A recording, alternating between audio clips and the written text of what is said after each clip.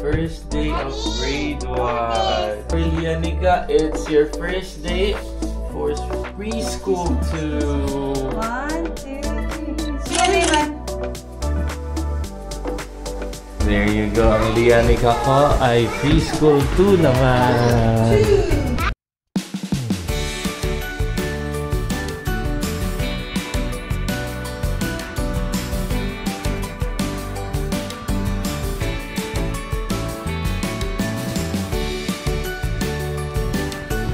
Good morning fam! Maayong buntag, maayong adlaw Calgary, Canada, and maayong gabi Pilipinas. Today we need to start the video really because it's the first day of Kuya Davan's grade 1. So may elementary na kami ni Mommy. And of course, hindi mawawala sa atin. Weather check. Let's do a quick weather check kasi may advisory actually ang Canada government last night na it's gonna be smoky today. I think meron na namang mga burning forests. And at the same time, kagabi, nag-notify ang Aurora Borealis. May solar storm daw na nangyayari today, tonight, and a couple of nights as well. So, kagabi wala naman akong nakita fam, sayang nga eh. Mga around 1 AM na ako natulog, 2 AM, pero wala naman akong nakita. But then again, this is the weather. And it's true. That's why nag-issue sila. Kasi smoky. Calgary ngayon. Pagising. Oh, wala kang makita. So may smog. Talaga today. So, close natin ang ating windows and let's turn on our filter, air filter or air purifier sa bahay kasi may smoke talaga. So sumakto pa talaga sa first day ng elementary ni Kuya Davan. But then again, we're very thankful still na may grade 1 na kami and may big boy na kami. Okay, fam. So, see you later. Samahan nyo kami sa paghatid kay Lianica and kay Davan again. Look at that, fam. Ang cute din mga binilhan sila, oh. Davan, first day of grade 1. Smile, Kuya. Smile. Look at Mommy. Look at Mommy's camera. Again. 1, 2, smile. Yeah. Hold here. For Lianica, it's your first day for preschool 2. 1, 2, 3. Kuya Davan.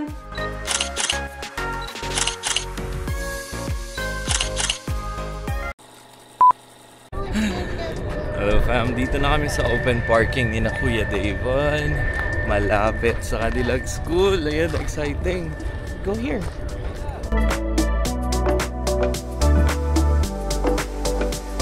Move is may mga teachers na nakaabang and may designated silang pila. Lian, come here. Designated silang pila. Ayan, there you go.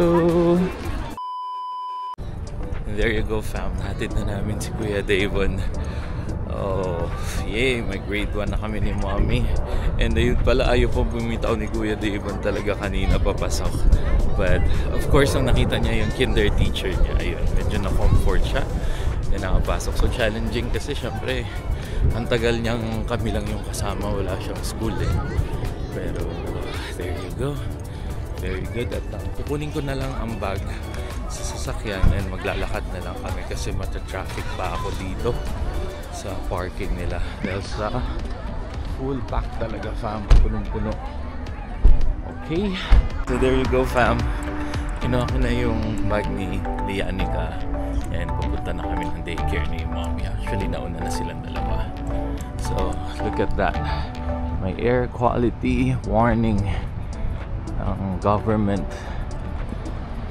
So kitang kita talagang medyo smoggy talaga. At we have, there you go, ang Lianica ko ay preschool 2 naman.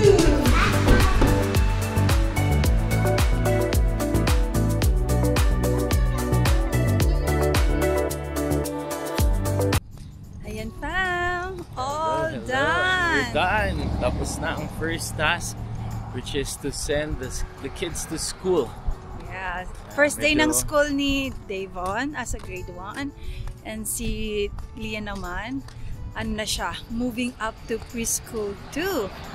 So first day niya din ngayon sa preschool 2. Yeah.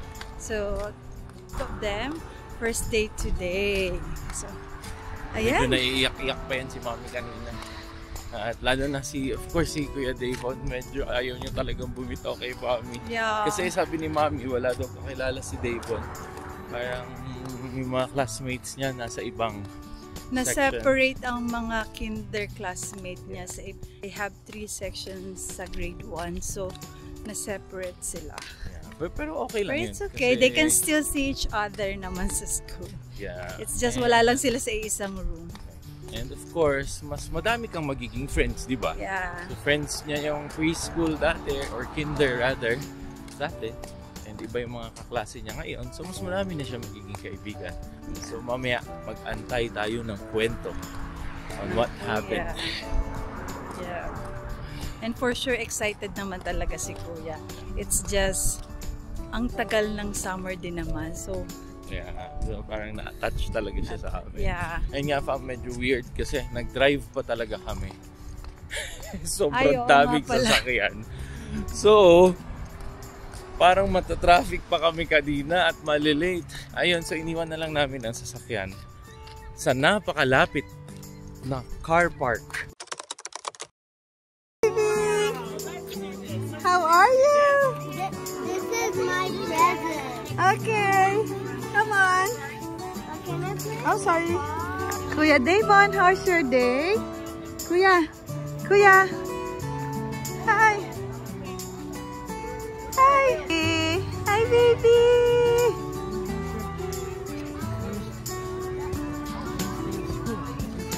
Wow. Ayan. Let's go, baby. Happy siya. There you go.